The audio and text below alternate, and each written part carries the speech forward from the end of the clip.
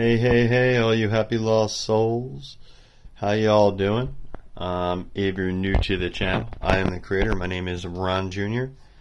And we pretty much like to talk about ancient mysterious finds that we find in North America of ancient peoples that are not talked about, that are kind of don't fit into the paradigm, that are older than the Clovis culture, which is like 13,000 years.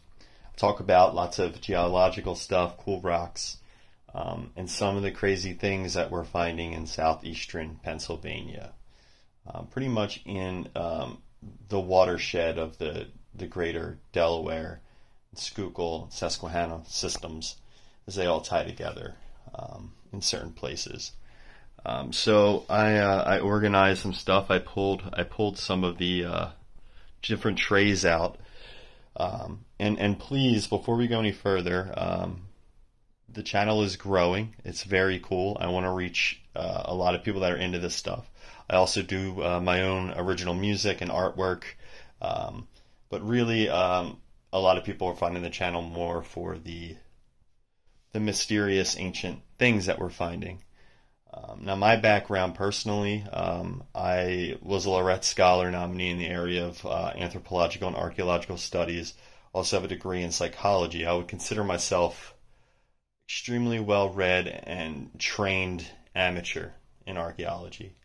And like I said before, I've never been one to consider archaeology a science. And all those archaeologists out there probably want to choke me right now. But I consider it a philosophy. It draws on many different scientific fields. You're like an ancient detective when you're in archaeology. You're looking at tiny little fragments of past cultures, and we identify them by the materials that they work in, and by their efficacy, their pattern, their design.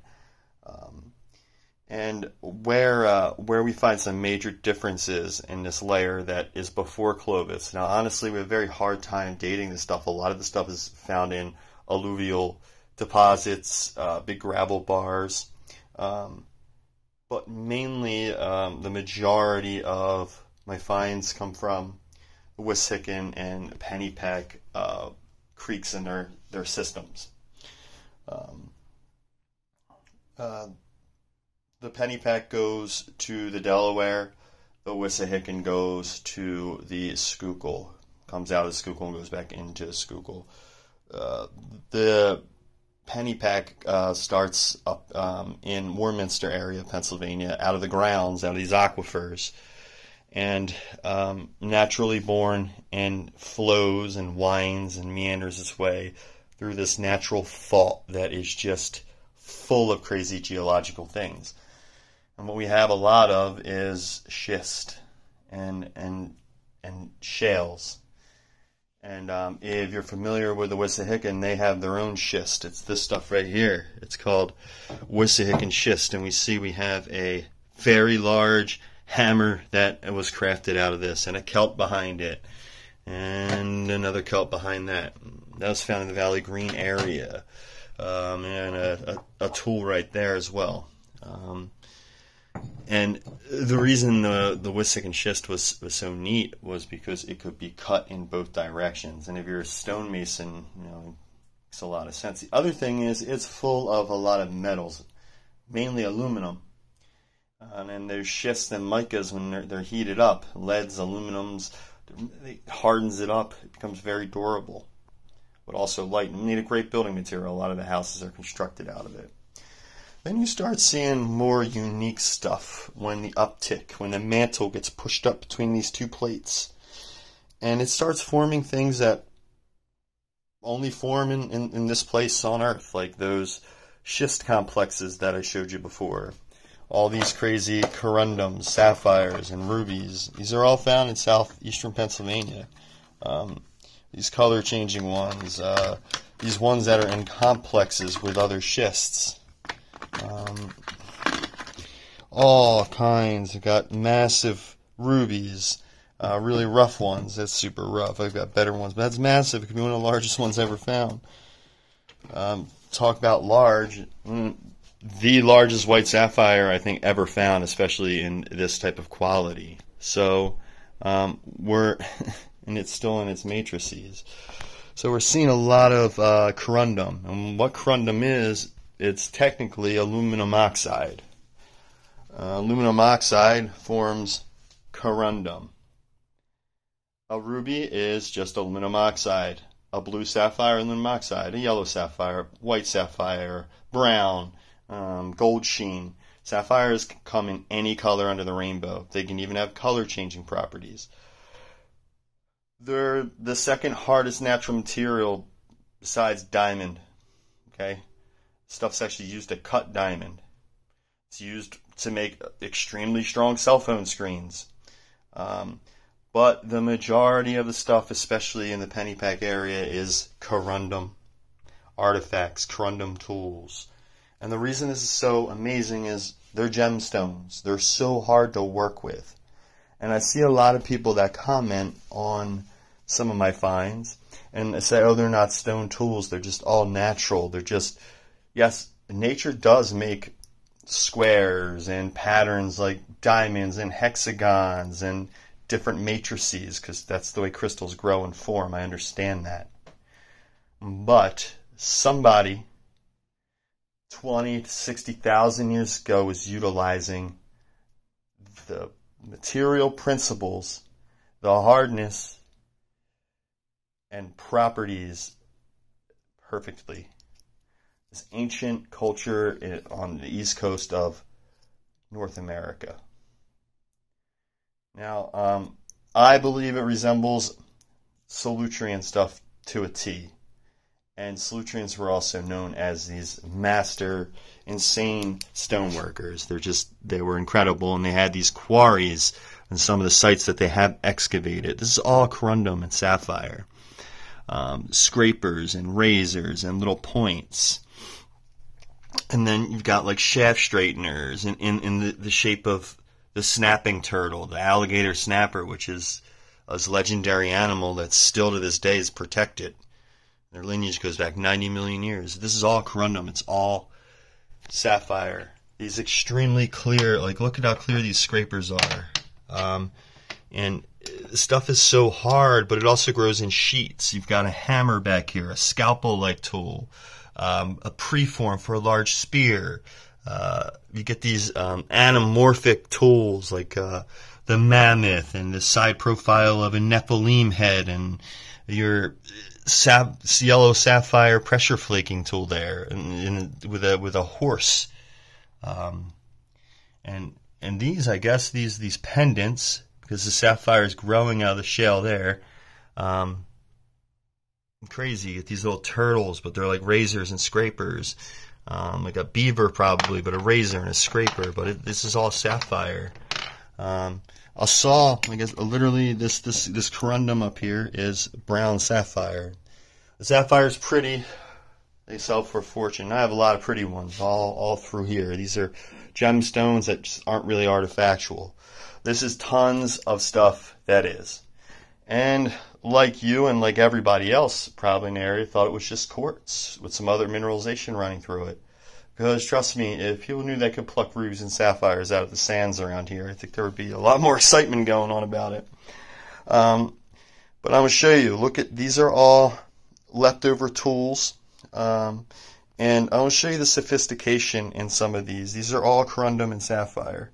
Some of them is still extremely, extremely clear. I mean, you just can't. You get this transparency when you get the light on there. This is a little knife blade, yellow sapphire. Another blade here. And this stuff could be extremely thin, but you're not going to. Oh shoot. That is not sapphire there. I don't know how that got in there. It's a piece of shale. I'm looking for a different piece here. That's a test we do. When stuff's really thin, if that happens to it, then no, it's probably not a tool, because if you put any pressure on it, it's probably going to have broken. But what happens is the sapphire doesn't get flaked or percussioned like you would normally see. The stuff is so hard that you're not going to flake it or percussion it. You're going to have to literally polish this stuff down. Like, here's a really nice thin piece of it. Like, look at that. Look how clear it is. I can get the camera on it better. You get this clarity with the sapphire.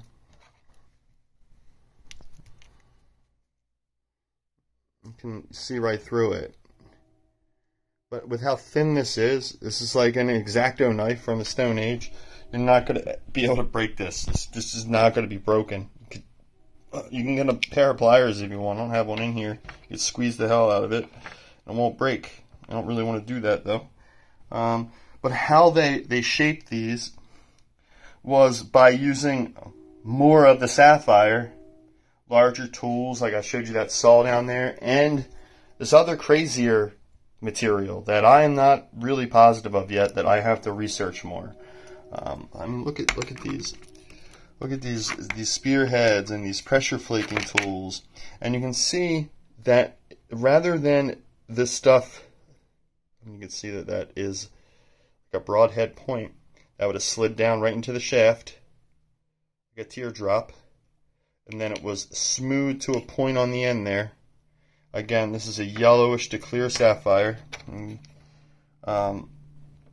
And how they would do this is by using the sand in the creek and water and other stones and just polishing it into shape.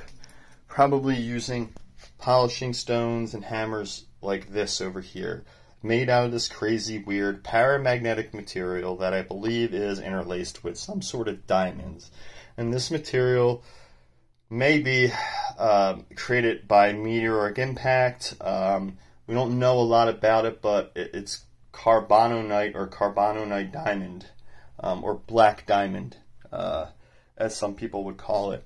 And this stuff can be magnetic a bit, or paramagnetic. But I haven't been able to figure out what this stuff is other than calling it a quartzite or a granite, but it doesn't really have properties of that other than looking like it in appearance. It's not magnetite either, as I thought, since this hammerhead back there is very magnetic. Now, like I said, amateurs are the ones that push this field forward. They push past the gatekeepers because they don't care about them. They don't have some career and some gigantic mountain of research and paradigms that they push to protect. It's the wrong way to look at it. It's not that your story was wrong. Your period of time, you could have been spot on with what you're talking about. Where you get wrong is by saying, this is the oldest, this was the first. You can't ever say that until we stop looking for stuff in general. And these paradigms have literally suppressed and stopped pushing the truth of the archaeology here behind. I don't know how far back it goes, but I will tell you this. They were doing a lot of drilling, and they're making a lot of drill bits out of the sapphire and the corundum. We got a crazy drill bit here. Look at the end there. It's even got the finger grip here, but I think these were used a little differently, and I'll explain these sapphire scrapers and such. But we see another drill bit here where the end is doled off now, but it's still got the little tail part there. There's another corundum. I've got some picks in there too, but I got drill bit like tools here that are corundum, that are this yellow corundum. These are also broadhead spear points as well, and knives. But here's a really awesome corundum drill bit right here. And this is this brownish sapphire. It's still got the striations in it from the growth of the sapphire, and this stuff is so hard. But you can see, it looks completely brown, but when you get the light down on this, I'm trying to show you all better. But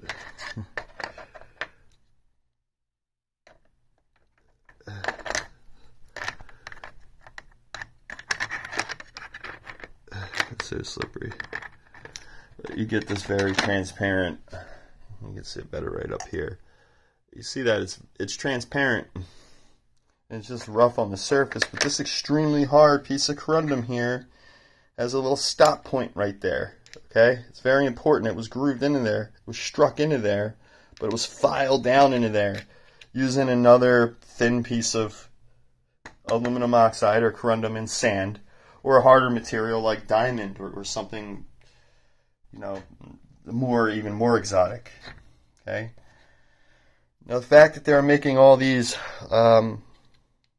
oddly shaped, non-fluted points that are different in design, that are thin, that are shaped way more like Solutrean tools, and these drill bits, which is really important because of a discovery made, I guess, about 20 years back at a Russian, maybe about 18 years, but it's in the early 2000s.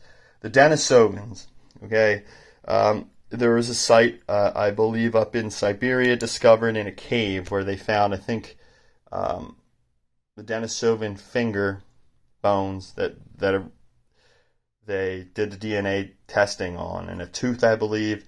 But they also found a jadeite bangle, or this torque-like wrist bracelet. But it had a high-powered or high rotationally power-driven, fixed stationary drill hole right through it. Now, jadeite, again, is extremely hard.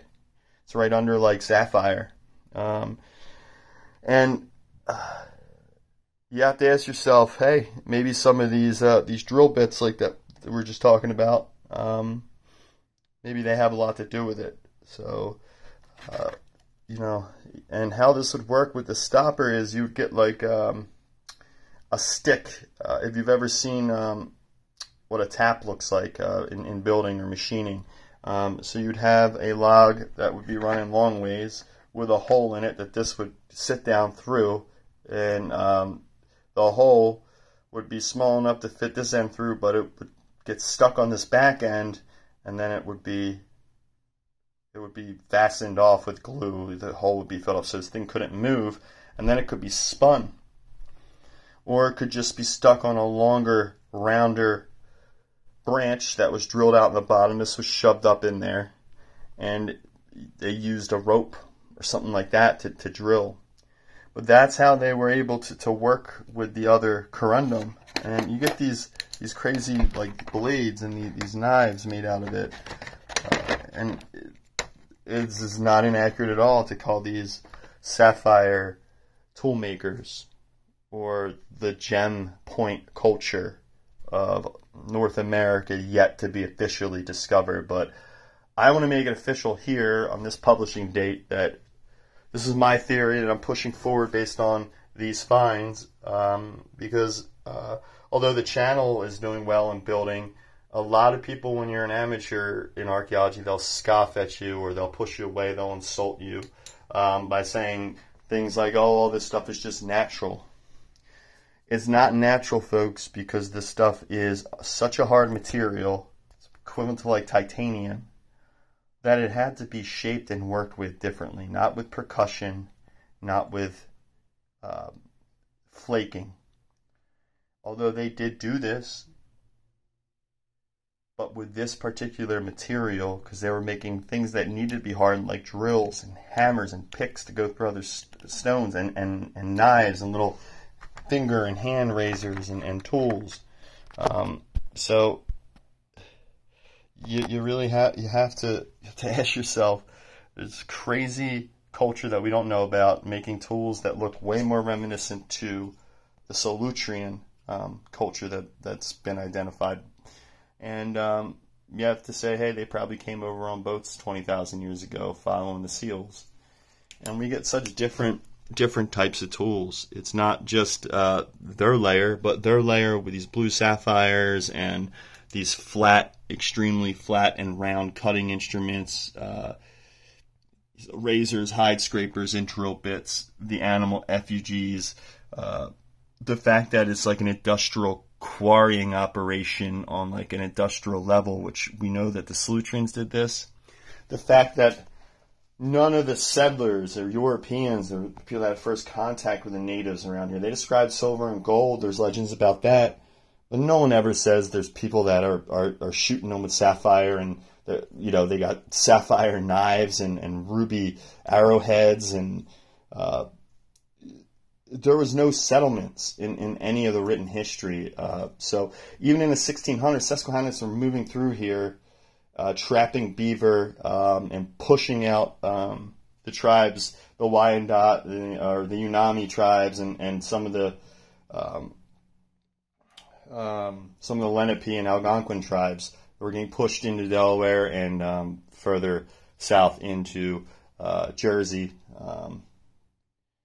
So you just get these beautiful designs. I'm going to show you an incredible design here that I was going to talk about. Show you how sophisticated some of these are. To say, hey, nature just made them. This one here in particular amazes me. I want you to look at this fully and see that it's spiraled. It's spiraled, okay? Look at it on the end. Here's the point. It literally is spiraled. So when it goes through something, it's going to make a circle. This is keel-hauled like a Solutrean point on the base here. But it's also fluted on an angle between those two swirling points. So you have your shaft there, you have it tied off. This would naturally spin, creating this aerodynamic effect, making a lethal point. But you see this rough striation, you see this obvious white sapphire, or this white corundum. I guess you could call it yellow because it is a little bit tan. But this extremely hard material. Now this wasn't pressure flaked. This was literally rubbed with sand and water against something that was as rough or equally as rough. It's called abrasion or grinding. Today we do precision work with high-speed end grinding machines to take 1/1,000,000th of a millimeter off of things to make them machine perfect for certain applications. But there's so much of the corundum and sapphire. And the other thing that's strange is when we find these matching pairs of artifacts, like a celt and a honing tool made out of the same material. Another celt honing tool made out of the same material. All three of these were found together, made out of this extremely weird material. These two found together, honing tools, again, this rough material. And this, you can see that this was grooved out up top here, and this was fastened, either pushed up into something and tied off, or a rope was tied off to make it faster and quicker and more efficient. But you could see you've got all these micro diamonds running through this stuff. It's very heavy, it's very dense, doesn't leave marks on anything, and it's magnetic. But if it was magnetite, when I scrape a tile with it, it should leave a big black stain. There's more sapphires. I tried to start putting all the sapphire together in the same trays. The stuff's already flat and angular as it grows in these hexagon, diamonds, and square shapes, block shapes, and barrels and circles. So what happens is, they would polish these off. These would have been much sharper in their day. These would have been a point, super razor sharp points on them and on the edges. But what happens is, even after thousands of years in the creek, the stuff is so hard it only merely rounds out. And here's where you can really tell it's aluminum oxide. You see all that pitting on the surface? You see all this pitting? That's called surface cleavage. It's so hard. You get this pitting. You see this on like diamonds. And this stuff grows in this sheets, in this reoccurring pattern. So it's already going to form this like hexagon, or this 5-shaped pentagon type design. But yes, we have a lot of it, and it was being worked effectively into tools. This culture was also making a lot of hooks and smaller, more intricate tools. They were making broadhead arrow designs like this one here. This is a broadhead. I mean, it's a precursor to a stem, but it's triangular, and it's a devastating point when it goes in. But on the back side, they just have it hammered out here a little bit, pecked out here, or smoothed out here to make a ascending a flute, essentially fluted. But you could see the teething in there. You could see that beveling on the surface. And you can walk right past the stuff and think it's quartz, but this is not quartz. I don't know what you guys think, if you find things similar, but this particular layer of stuff going 20 to 60,000 years back, before the stuff I deem as North American, or after the earlier, closer to us in time, than Neanderthals, but you may have seen Solutreans mixing with an older people that was here already that was Denisovan, and they mainly look like they have more peaceful type interactions. You don't see a ton of warfare type stuff. You see a lot of art, a lot of time, a lot of beauty, a lot of teamwork in these massive quarrying operations. You obviously see a level of sophistication that we did not ever assume that hunter and gatherers that far prior would have had. The Slutrians are also interesting, the fact that they were taller and lankier. And they did not like hair. That was one of their things. They plucked most of all their hair out. And this is a kind of tradition you see also in the South American tribes and the Iroquois tribes. This enriched grooming practice, extremely more cleanly than their European counterparts, and way more conscientious. But you could see all these sapphire tools and these different blades and these different corundums, and just who was it? Who were they? Who the hell knows? That's what we're here to do. Who in Pennsylvania 20 to 60,000 years ago was making an entire industry out of these crazy materials like sapphire, black diamonds, different metals? Who was it? It's very mysterious, and it goes back to people like Graham Hancock and these people that are pushing that forward and asking these questions a lot longer than I have. People that have inspired me, but I want to tow this narrative forward. I want to find the thing responsible, the culture responsible for Atlantis. I want to find all the pre-flood civilizations that have come and gone. We may be so old that maybe we were all together on one continent at one time. The precursors to humans, the predecessors of us. Maybe there is a more advanced humanoid type species, more the Silurian, not to be confused with the Salutrian. We're talking about lizard people with the Silurians.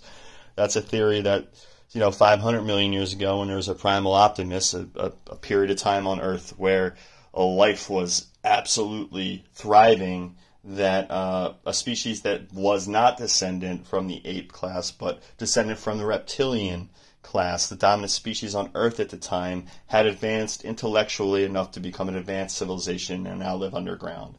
These stories go back into the Hopis, ant people, and these other underground advanced civilizations like Darren Kuru and like places like that. The thing is, we just don't know, and it's so frustrating to say, in North America, we know everything. People got here around 13,000 years ago. They, struggled during the Younger Dryas, and we'll call them the Clovis people, and nothing else before that. That's the story.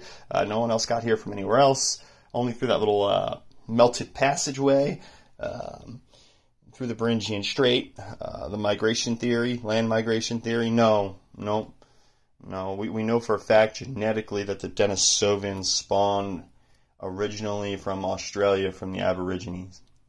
So people from Australia made it to South America. Those people then migrated to North America. People from Polynesia made it to the West Coast a long, long time ago. So these are just some examples I'm throwing out there of these ancient civilizations that could navigate and sail quite well. Neanderthals have boats and they were island hopping. That was 100,000 years ago. So they recently found the most beautiful crystal quartz spears I think I've ever seen. They look like they should be in a jewelry shop. They found them in a 15,000 year old burial site in a cave in Italy, I believe, recently. So I know people out there find crazy stuff too, and have gotten pretty much shoo-shooed or hushed up or laughed at or scoffed at. Don't, because the amateurs are the only ones that push archaeology forward. They're the only ones that do it. Without them, without people like us, without that passion, and without that ability to stick the middle finger up at the system and say, no, fuck you, I know what I'm finding. I know because I was trained in this too. I went to school for this too, but I also have eyes and I have an open mind. An open mind is what you have to have. And the reason I think it's so important is it's the story of us, and it could change the story of everything. It's extremely important because I think North America is really behind and lost because of this narrative and this paradigm. I think we have a much more crucial part of the story of ancient America. I mean, this could be a fossilized human bone. It's some kind of fossilized bone, but this is stained in ochre, which they would cover the bodies of the dead in that all through ancient times. Yeah, I just don't know. But they were obviously they were working with sapphires, and I have a lot of beautiful stones, a lot of color changing stones. Just ones that when different shades of light get on them, you just get different colors. Got these clear, big chunks, huge pieces of clear corundum. Super clear sapphires in here. It's a beautiful clear one in there. And you just you get these color changing ones, these blue ones that are just crazy with these streaks through them. And the aluminum oxide is clear when it's natural, when it's completely pure of other trace metals. When things like chromate are in the area, rust, it'll make them brown or red like rubies. When there is titanium oxide, aluminate, and palladium and vanadium in the area, you're going to get color changing, dark blue sapphires. Greens will be emeralds. You get these pink, and see these ones in the back? These color change from clear to pink. These are really valuable ones, but some of these are just gorgeous. You get these yellow and clear ones. I mean, this is what they would call a canary yellow sapphire, but it's just stunningly clear, and it's massive. So next time you're sifting through streams in Pennsylvania, especially ones with schist, remember the schist is where the aluminum is coming to form the aluminum oxide. And when those upticks in the mantle create heat in these schist layers, and there's pockets of air between the schist layers as they're getting cooked between 500 and 5,000 degrees, and then slowly cooling and then heating again, forming this aluminum oxide. And like it forms in little bars, blocks, squares, form in big blocks. But keep your eye out for them. Easy enough to find in Maryland, Pennsylvania, parts of Connecticut, even New York, if you're along that schist layer or shale layer. You won't find them everywhere. It's still very rare for it to form, and it's not even everywhere in the Pennypack or everywhere in the Wissahickon. It's just in certain places. And I don't like to give my exact places away. I don't want these places ransacked, but I will say I never dug for any of this stuff. This stuff is just always on the surface in these gigantic alluvial deposits of these meandering streams. Some of it was found in situ. I've explained some of those finds, which are very important, that help date. But most of the stuff is just flipped over in creek beds, and we can only go by pattern, efficacy, material, and I can only say that the stuff is extremely mysterious and unusual. And we'll just call them the corundum kids, or the corundum culture, or the gemstone culture, whatever. Use one of those. But anyways, if you haven't, please subscribe. If you've watched this long, you gotta subscribe because you're probably into it. Share, comment, say whatever the hell you want. Not gonna hurt my feelings. I got thick skin. Anyways, I hope you subscribe and share. And yeah, if you're interested in the mystery, just keep searching for the answer. I love y'all. Please subscribe. I'm out. Peace.